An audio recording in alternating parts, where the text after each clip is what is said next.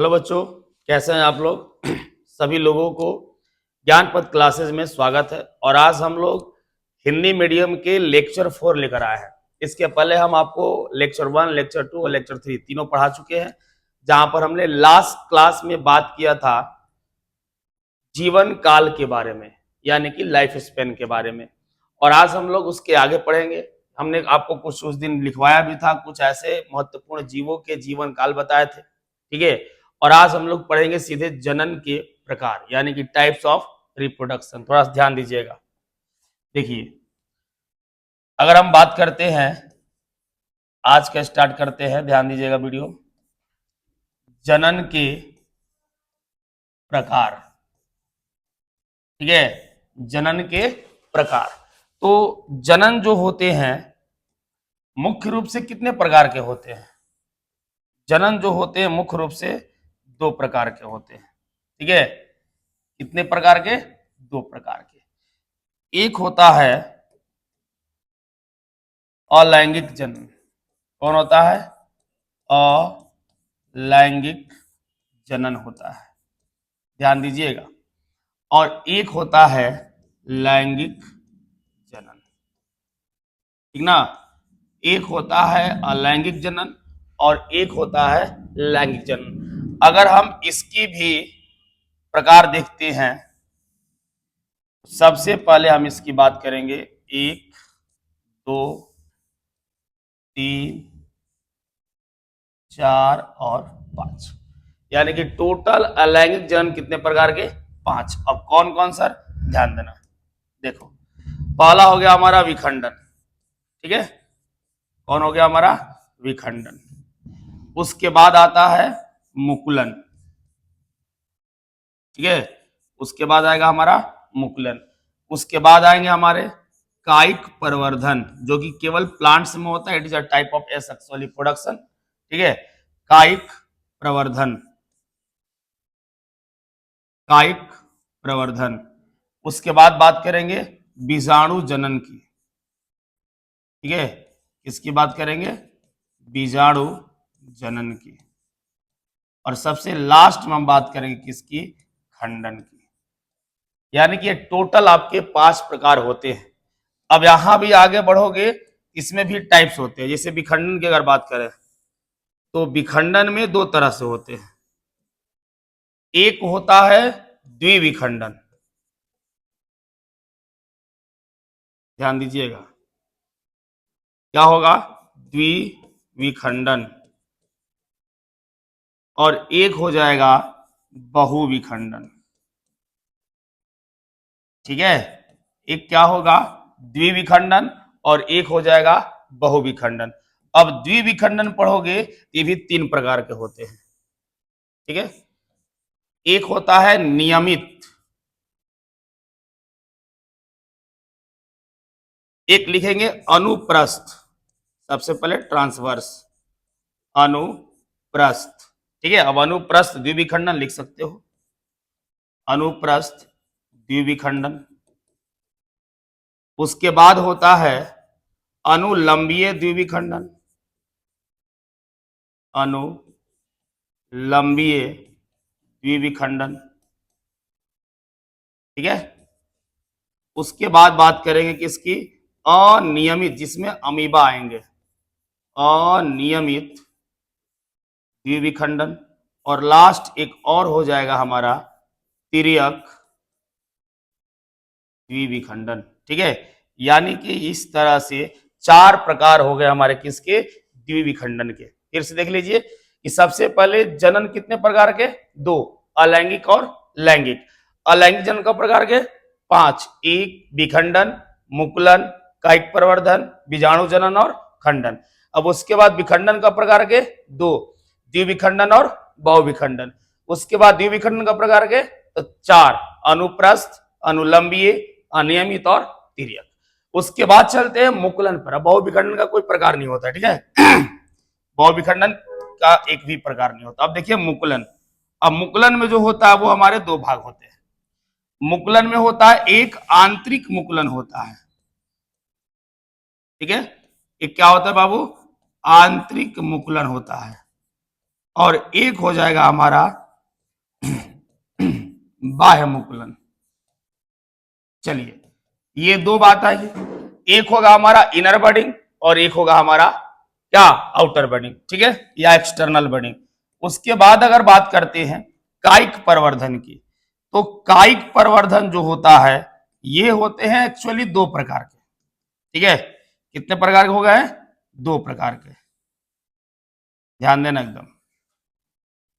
अब कायिक प्रवर्धन दो प्रकार का मतलब कि एक होता है प्राकृतिक, क्या होता है बाबू, प्राकृतिक, और एक होता है हमारा कृत्रिम। ध्यान देना, एक हो गया हमारा प्राकृतिक और एक हो गया कृत्रिम। अब प्राकृतिक जो होते हैं इसके भी टाइप्स होते हैं, जैसे एक होता है by steam, by leaf, by bird, ठीक है, इसके भी होते हैं। तो इसको देखो ध्यान से यहां तो थोड़ा सा अगर हम बात करते हैं प्राकृतिक में, तो प्राकृतिक में जो होते हैं एक्चुअली तीन को लिखेंगे हम लोग, ध्यान देना। पहला हो जाएगा तना के द्वारा, ठीक है, किसके द्वारा होगा, तना के द्वारा।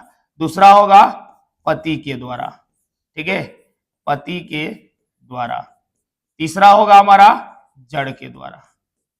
तो आप भी देखे होंगे बहुत सारे ऐसे प्लांट होते हैं जिसके तना काटने के बाद हम लगाते हैं तो वो लग जाते हैं, जैसे हमने गन्ना की बात किया, और आपके देहातों में सहजन देखने को मिलता है, ठीक है। उसके बाद पत्ती, तो पत्ती जैसे आपके एनसीईआरटी बुक में लिखा गया पत्थर चट्टा, और पत्थर चट्टा को हम लोग क्या बोलते हैं बायोलॉजी में, ब्रायोफिलम। तो कुछ ऐसे भी प्लांट्स होते हैं जिनके पत्ती से भी बड्स बनते हैं और बड्स बनकर नए प्लांट्स का निर्माण करते हैं। उसके बाद जड़, तो जड़ के द्वारा भी हम लोग नए प्लांट्स का निर्माण कर सकते हैं। अब उसके बाद देखिए कृत्रिम जो होती है, ये कृत्रिम का मतलब क्या, जिसमें मानव इन्वॉल्व होते हैं, मानव खुद उस काम को करते हैं। ये होते हैं हमारे तीन प्रकार के। कितने प्रकार, तीन प्रकार के, ध्यान देना। पहला होता है कर्तन विधि कर्तन विधि, कर्तन विधि मीन्स जो होता है कि बहुत सारे प्लांट्स के काट कर, जैसे उसके तना काट दो, उसके स्टेम काट दो, उसके रूट्स काट दो, उसके लेव्स काट दो, तो बहुत सारे प्लांट्स को काट कर भी हम लगाते हैं तो लग जाता है, लाइक ऐसा रोज प्लांट। अगर गुलाब को हम लगाते हैं कैंची से काटकर, किसी अन्य आपके फ्लावर पॉट में लगाते हैं तो वहां वो आसानी से लग जाता है। उसके बाद होता है रोपण विधि, रोपण विधि। चलिए इसके बारे में देख लेते हैं, ये सर कैसे होता है। तो रोपण विधि का मतलब जैसे देखते हो कि पीपल में नींव आ जाता है, कभी कभी ऐसा कोई पौधा आपने देखा होगा, यानी कि आधा भाग किसका है, पीपल का, आधा भाग नीम का है। तो ऐसे जो प्रक्रियाएं होती है प्लांट्स बनाने का, उसको बोलते हैं हम लोग रोपण विधि। और तीसरा हमारा है दाब लगाना विधि, ठीक है, दाब लगाना विधि। अब ध्यान देना थोड़ा सा कि दाब लगाना विधि क्या होता है। आप क्लास 10th में एक चैप्टर था height and distance, chapter number 9, trigonometry के बाद आता है, और उसमें एक चैप्टर था, क्वेश्चन था आपका 8 या 9 से कुछ था, देख लीजिएगा, जहां पर एक पौधा होता है, आंधी आती है, पौधे टूट जाते हैं। तो अगर मान लो हम लोग के भी घर में ऐसे प्लांट्स होते हैं बाग बगीचे में, अगर उसके एक ब्रांचेस टूट गए हैं, उस ब्रांच को सीधा करके उस पर क्या करते हैं, लेयरिंग कर देते हैं। लेयरिंग मतलब उस पर टेप लगा देते हैं, कपड़ा बांध देते हैं, ताकि वहां पर फिर क्या हो, कुछ समय के बाद वहां से फिर क्या होते हैं, नए बड्स का निर्माण होता है। उसी प्रक्रिया को बोलते हैं हम लोग क्या, दाब लगाना विधि बोलते हैं। जैसे आपने देखा होगा कि अगर हम कुत्ते की अगर बात कर ले, ऐसे तो प्लांट नहीं है, एग्जाम्पल के बाद में बात कर रहे हैं, अगर हमने कुत्ते की बात किया तो कुत्ते के जब पैर टूट जाते हैं तो लोग देहात में क्या करते हैं कि पतली पतली बांस की फर्राठी होती है, बांध देंगे, वो कुत्ता कुछ दिन के बाद एकदम टंडन आ जाता है कि नहीं है। वो तो मान लो जानवर है, लेकिन ये जो विधि होती है केवल अब केवल प्लांट्स में होती है, जानवरों में और मानवों में एक विधि नहीं होती है। उसके बाद आ जाएगा बीजाणु जनन, और तब आएगा हमारा खंडन। और आपको हम एक चीज और बताएंगे इसी में खंडन में है कि छिपकली के जो पूंछ कटता है, फिर उसके जगह पर नए क्या आते हैं, पूंछ आ जाते हैं। तो वो नया पूंछ आता कैसे है, और वो जो कटा हुआ पूंछ होता है वो कितने घंटे तक जीवित रह सकता है, और कटे हुए भाग पर कितने दिन बाद नए पूंछों का आगमन हो सकता है। ये बहुत सारे लॉजिकली प्रश्न है जो मिलेगा आपको कहां पर पढ़ने के लिए, खंडन में। ठीक है, इस टॉपिक में हम लोग एक और चीज आपको पढ़ाएंगे, इससे लीवर होता है। सभी को पता है कि हमारे मानव शरीर की अगर बात करें तो लीवर एक ऐसा मात्र अंग है जहां पर सेल डिवीजन बहुत तेजी से होता है। अगर किसी को लीवर कैंसर भी हो जाए तो घबराने की बात नहीं होती है, कि वहां पर इतना तेजी से रिकवरी होगा वो जल्दी से जल्दी ठीक भी हो जाता है। तो लीवर को अगर तुम वहां के मांस को काट दो, वहां के सेल को डिस्ट्रॉय कर दो, तो बहुत तेजी से ग्रो करके वहां पर वो नए सेल का निर्माण कर लेते हैं। तो आपको भी बताएंगे इसी चैनल पे कि लीवर में जब हम कट करेंगे, वहां से काटेंगे तो नया सेल बनने में कितना समय लगेगा। ठीक है, तो ये सारे चीज हम लोग पढ़ेंगे कहां पर, इस खंडन में।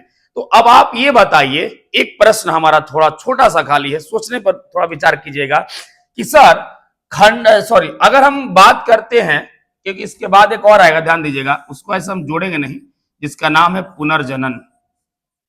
ठीक है, ऐसे इसमें आ जाता है पुनर्जनन, जिसको हम लोग रीजनरेशन बोलते हैं। तो पुनर्जनन में कहा है कि आप जगह छिपकली की अगर बात कर लीजिए, छिपकली की, तो छिपकली के पूंछ कटकर नए ऑर्गन बने तो क्या बोलेंगे, पुनर्जनन बोलेंगे। और पुनर्जनन में अब बताओ कि हम लोग पढ़ रहे का जनन पढ़ रहे हैं ना जी, तो जनन पढ़ रहे हैं, तो जनन में क्या होता है सर, नया जीव बनता है। और यहां क्या बन रहा है, नए अंग बन रहे हैं। सोचना थोड़ा सा, कमेंट करना जरूर इस बात पर जरूर कमेंट कीजिएगा कि सर पुनर्जनन में नया अंग बनता है, और हम पढ़ते हैं जनन में कि सर नया जीव बनना चाहिए, नया ऑर्गेनिज्म बनना चाहिए, है ना, दोनों में अंतर। तो आपको बताएंगे कि पुनर्जनन क्यों अलैंगिक जनन का भाग होता है, क्योंकि आप एक चीज जरूर देखे होंगे, स्टार फिश, तारा मछली। स्टार फिश एक ऐसी जीव है, एक ऐसी ऑर्गेनिज्म है, अगर उसके बॉडी को दो टुकड़ा कर दो, फिर वो नए ऑर्गेनिज्म का, नया स्टार फिश का निर्माण करती है। तो स्टार फिश के कारण ही पुनर्जनन जो होता है वो एक जनन का प्रकार हो जाता है। किसका, अलैंगिक जनन का। बात समझ में आई। तो स्टार फिश किस में आती है, पुनर्जनन में आती है। ठीक है, इस तरह से ये पूरा का पूरा आपका प्रजनन का प्रकार है। और इसके बाद हम लोग आगे बारी बारी से सबके बारे में आपको पढ़ाएंगे कि कौन क्या क्या होता है। एक बार इसका आप लोग स्क्रीनशॉट ले लीजिए, और ये बारी बारी इसमें पढ़ना है। तना में पढ़ेंगे भूमिगत तना, वायवीय तना, अर्धवायवीय तना। अर्धवायवीय तना में पढ़ेंगे हम लोग, भूमिगत में 4 पढ़ेंगे, कंद, प्रकंद, सलकंद और घनकंद। ठीक है, अर्धवायवीय में पढ़ेंगे तना प्रधान, तना काटे, पर्णा, पर्णा पर्व, है कि नहीं है। वायवीय तना में भी हम लोग पढ़ेंगे अभी तना। ठीक है, ये सारे चीज आपको पढ़ना है, बहुत चीज इसमें है, बहुत चीज इसमें। ठीक है, और सारे चीज को ऐसे ही पढ़ाएंगे माइंड मैपिंग बना के। ठीक है, तो अगले वीडियो में जब हम आएंगे तो इसके एग्जाम्पल बताएंगे आपको, टोटल विखंडन क्या होता है, विखंडन में कौन से जीव आते हैं, मुकुलन क्या होता है, मुकुलन में कौन से जीव आते हैं, ये सारे चीज आपको हम वहां पर क्लियर कर लेंगे। कोई दिक्कत। तो आज इतना ही वीडियो में, कल मिलते हैं हम लोग इसके नेक्स्ट मिलेंगे तो हम लोग एग्जाम्पल और परिभाषा के साथ मिलेंगे। ठीक है, तब तक के लिए धन्यवाद। वीडियो देखते रहिए और जरूर इस वीडियो को और इस चैनल को सब्सक्राइब करते रहिए और अपना कमेंट देना ना भूलिए। ठीक है, धन्यवाद।